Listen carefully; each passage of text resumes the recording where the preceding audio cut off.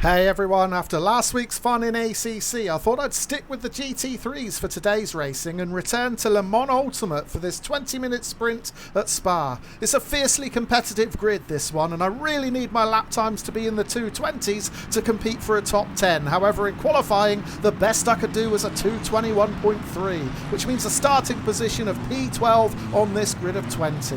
Now I'm back in the McLaren 720S, which is the LMU GT3 car available to all early access owners, and it just so happens to be an absolute joy to drive. Can I find some extra pace to challenge for the top 10? Let's find out.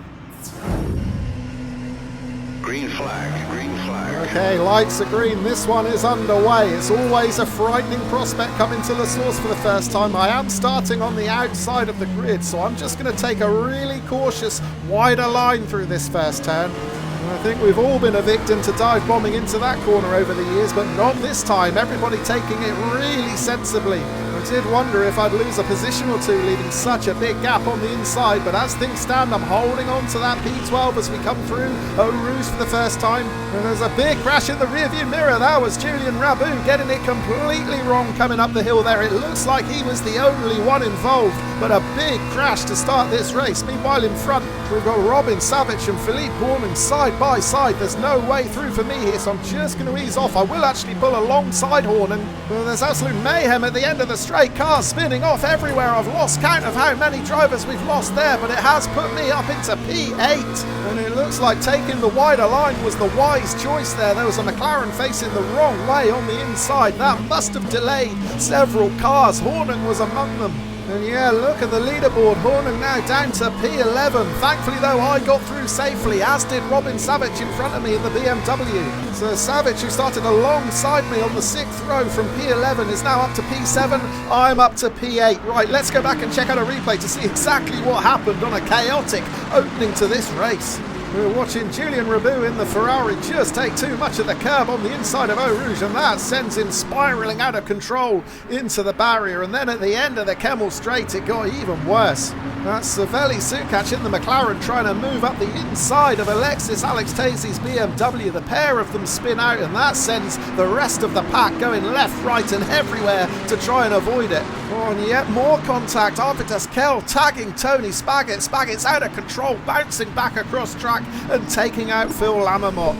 Oh, what a chaotic start to this race, and we've not even completed lap 1 yet. Back to the live action then, and the pack beginning to spread out just a little bit. 0.5 of a second the gap to Savage in front of me now. 0.8 of a second back to Nico Lemon behind. Lemon so good they named the sim after him. Yeah, this is a really encouraging start. I did say before this race got underway that I wasn't sure if I had the pace to get inside the top 10. Well, at the moment I am well inside it, and I'm actually closing in on the BMW in front as we approach the chicane. And Savage taking no chances there. He was ultra defensive going into that final corner, so I've just got to tuck myself right in behind the BMW, and Savage has made a big mistake exiting the bus stop chicane. He was a little bit too greedy on the gas, and he has lost it. Let's take another look at that. We're watching Savage in the BMW, started alongside me on the 6th row of the grid. At the moment, he's holding that P7, but he just lights up the rears exiting the corner there. Does really well to save it, actually, but it's cost him a couple of positions. Right, lap 2 then, and I'm actually in a bit of danger now of becoming isolated. The pack of cars in front beginning to make a break for it. Parmigiano in P6, now 1.5 seconds clear. Meanwhile, behind, I'm looking over my shoulder to see Le Mans still within 1 second. So let's jump forward a couple of laps. We're now just starting lap 4, and I have found some pace. I've got my lap times down into the 220s, and as a result I am closing in on Parmigiano. It was 1.5 seconds a couple of laps ago. The gap now, it has been halved. It is just 0.7 of a second. Meanwhile, behind, the chasing pack just haven't had the pace to keep up with me. Le Mans has dropped a position. He is down to P9. Robin Bergi has got past him, but the pair of them more than 2 seconds back now. So yeah, this is really encouraging progress. My second lap was a 2:20.7. Then last time around I clocked a 2:20.9. This is getting me closer and closer to that BMW in front of me. Meanwhile, in front of him, Timo Revlon is just a further second ahead. So can I get myself into a P5 battle here? Well, we've lost one of the front runners. But I just got a little bit spooked there. I thought Felipe Seixas was going to rejoin right to my left, so I gave him a bit of extra space. That has cost me some momentum, but let's see what happened to Seixas. pace here. He's in P2, chasing the race leader, Nemanja Rakovic. Oh, he's just thrown it in way too hot into Lecum there. And that is another position for me, so we're going to return to the live action with me in P6 and in hot pursuit of a top 5. Well, I never expected to be saying that as we approach the halfway point of the race, but as things stand, I am closer than I've ever been to Parmigiano in that BMW ahead of me. Just 0.4 of a second the gap now, and I'm applying all sorts of pressure. But speaking of pressure, I'm now going to have to deal with something that I didn't have to deal with for the past couple of laps, and that is pressure from behind.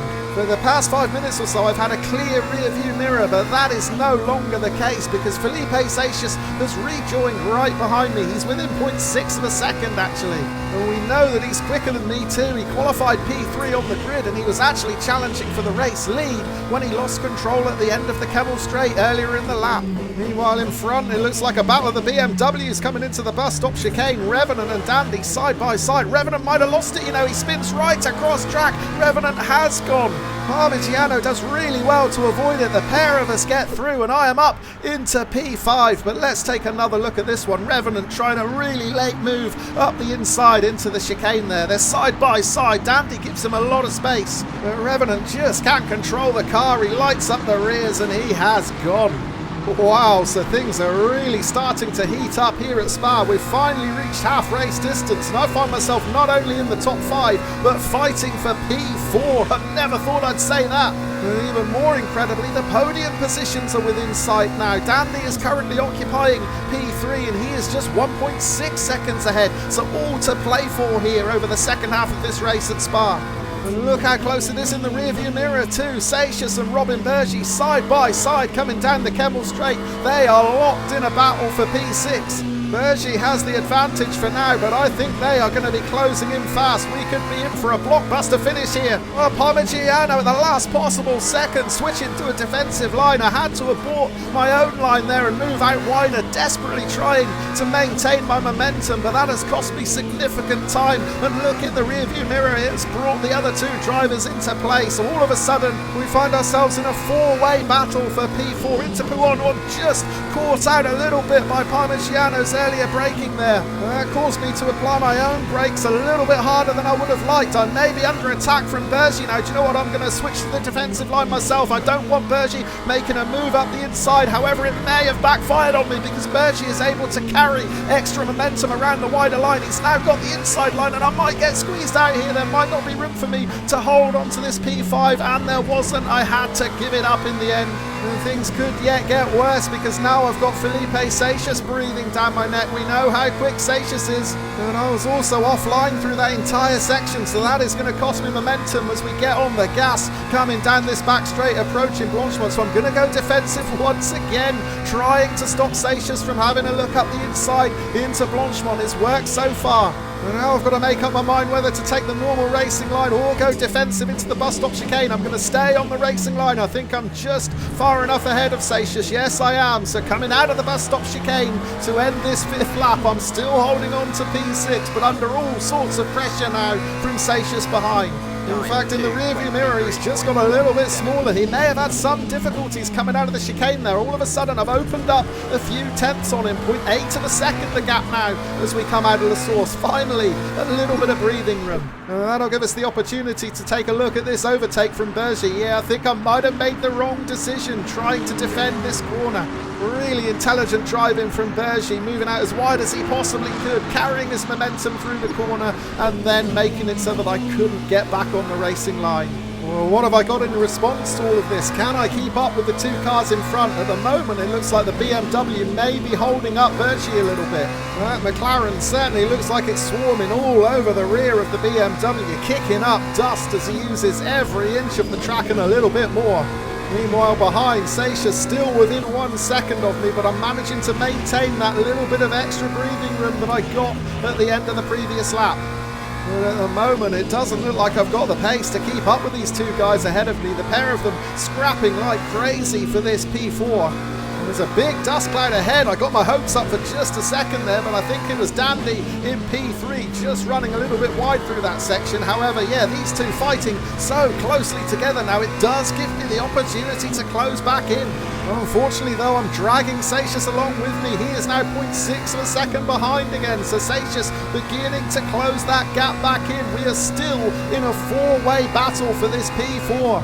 And is Bergy going to make a move up the inside into Blanchard? It's a brave move. There was a bit of contact there. The pair of them just about managed to hold on to it. But this fight has just turned physical. Bergy having another look up the inside into the bus stop chicane. I wonder if Parmigiano just left him a bit of space there. Was the BMW driver spooked after that contact in Blanchard? I certainly would have been if it was me. But as things stand, Bergy has made progress. He is up into P4. Parmigiano down into P5. I'm right on the BMW's tail now in P6, and Satius is so close behind, although he does light up the rear exit in La Source there, so Satius drops back.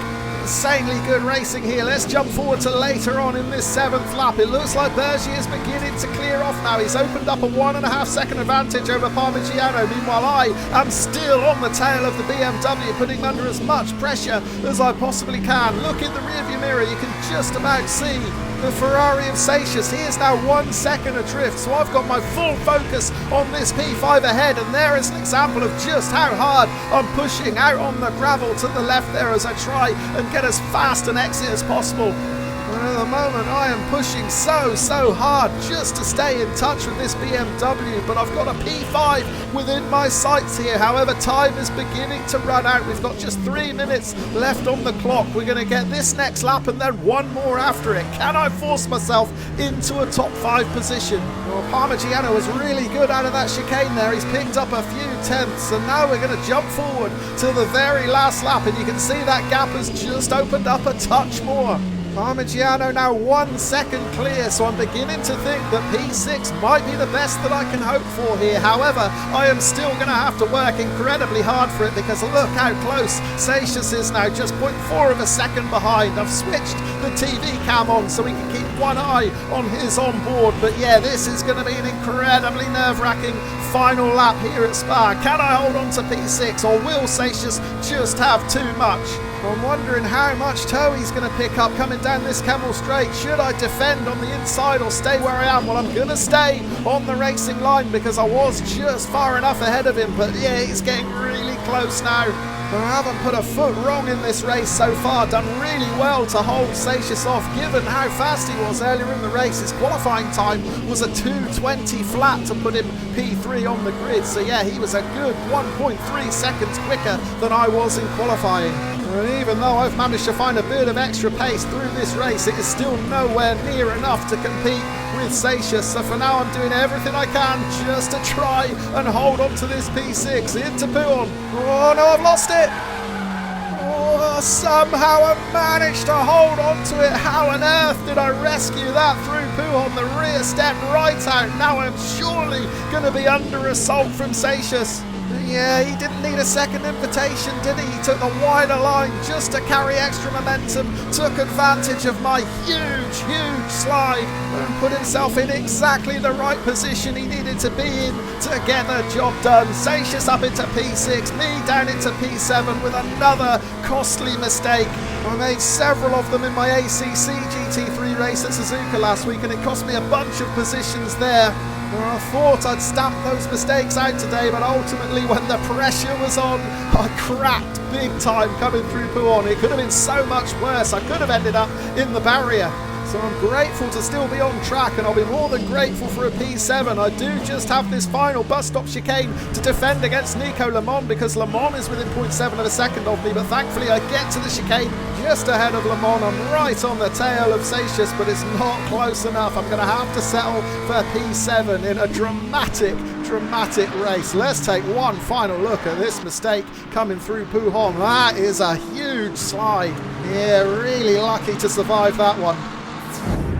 Right, let's check out the classified results then. A P7 in the end. I said before the start of the race that I needed to get my lap times into the 220s to compete for a top 10. Well, that is exactly what I did. My fastest lap out there was a 220.7.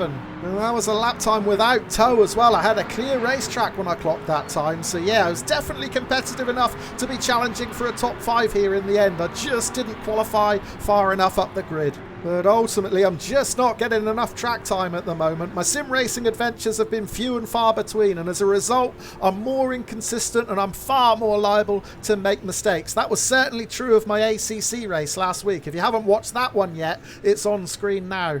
But I have started to race a little bit more this weekend, so hopefully those mistakes will begin to get stamped out. We'll see what happens next time. Cheers for watching.